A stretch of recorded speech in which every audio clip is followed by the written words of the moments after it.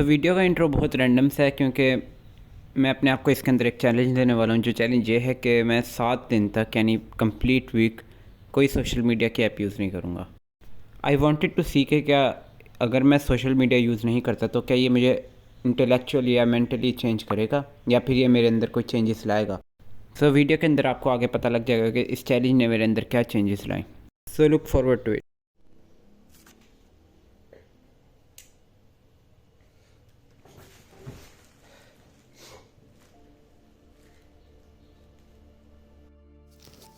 जैसा कि आप लोगों ने देख लिया होगा, ये चैलेंज मैंने कल शुरू किया था और आज इसे 1 दिन हो चुका है।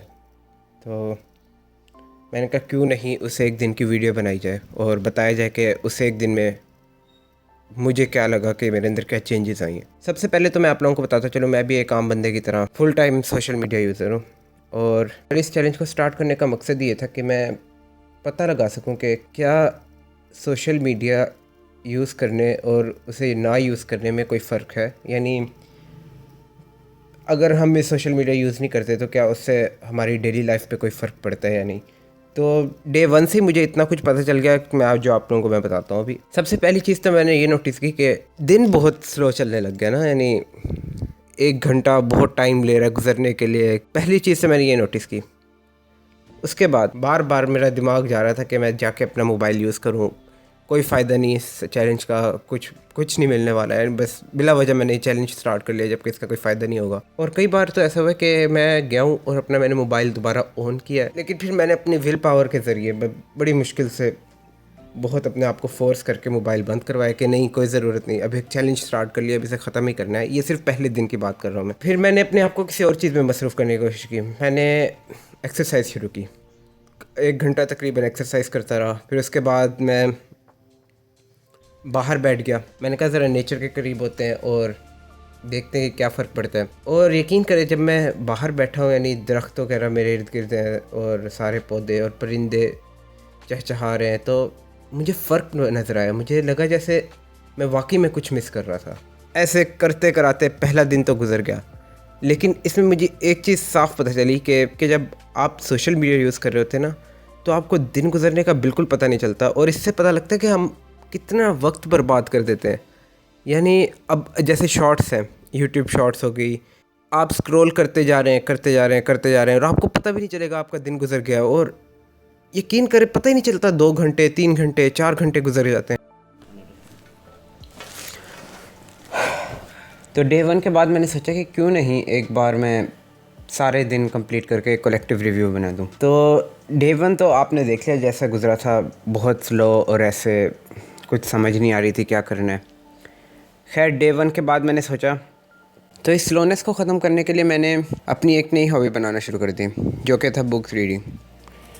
अब बुक रीडिंग आजकल के ज़माने में बहुत कम लोग करते हैं क्योंकि एज़ नोन के बहुत बोरिंग सा हो जाता है। और मेरा ख़्याल यही है कि बोरिंग इसी वजह से होता है कि इंसान के पास अब आजकल वीडियो और ऑडियो में सब कुछ प्रेजेंट है, तो फिर उसको ज़रूरत नहीं होती कि वो बुक पढ़े।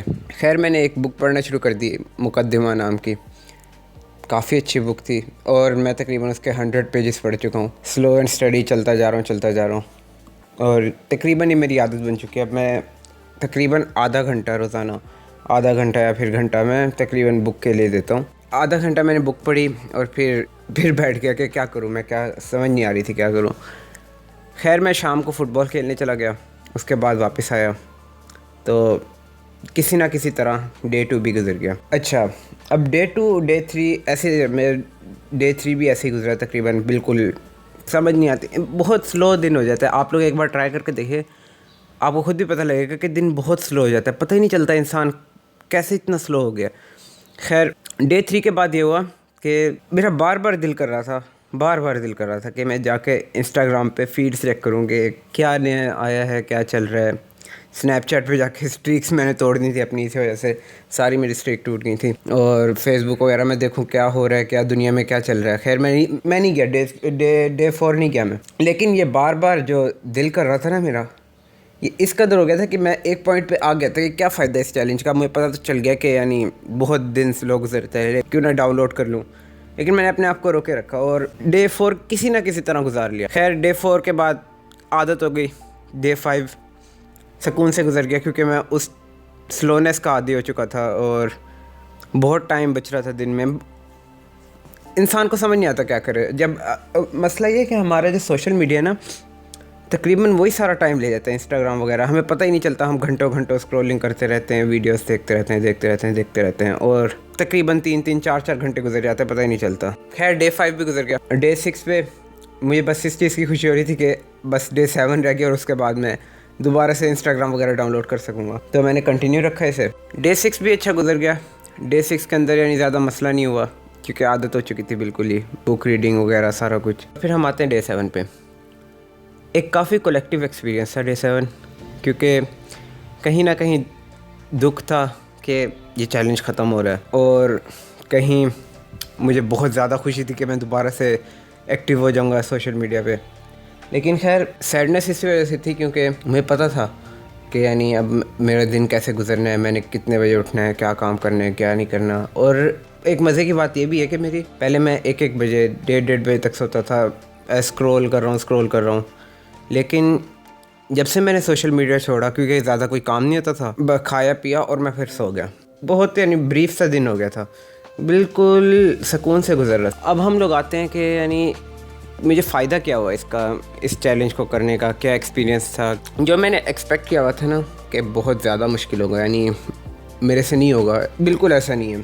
पहले 3 दिन बहुत मुश्किल होती है, लेकिन बंदा उसका आदी हो जाता है। डे 4, डे 5, डे 6 और डे 7 वगैरह बहुत सुकून से गुजरते, क्योंकि आप अपनी नई हॉबीज़ बना लेते हो इससे हट के, सोशल मीडिया वगैरह से, और आपको पता होता है आपने पूरे दिन करना क्या है और क्या नहीं करना। मेंटली तौर पे काफ़ी सुकून। और मैंने एक चीज़ ये भी नोटिस की कि जितने भी हम लोग कहते हैं ना कि सैडनेस है, डिप्रेशन है, पता नहीं किसी ना किसी तरीके से, किसी ना किसी एंगल से इसका ताल्लुक सोशल मीडिया से। क्योंकि जब मैंने इस चैलेंज को शुरू किया ना, इस वीक के दरमियान, जबकि मेरे पास इतना ज़्यादा फारिग टाइम था, मैंने इसमें एक चीज़ नोटिस की कि मैं डिप्रेस नहीं था। It was like I was finding my self. मैं अपनी नई हॉबीज़ बना रहा था जिनका मेरे लिए ही फ़ायदा था। Literally one of the best experience, और आप लोग भी ज़रूर ट्राई करें, बिकॉज कहीं ना कहीं ये ज़रूर आप लोगों को चेंज कर देगा।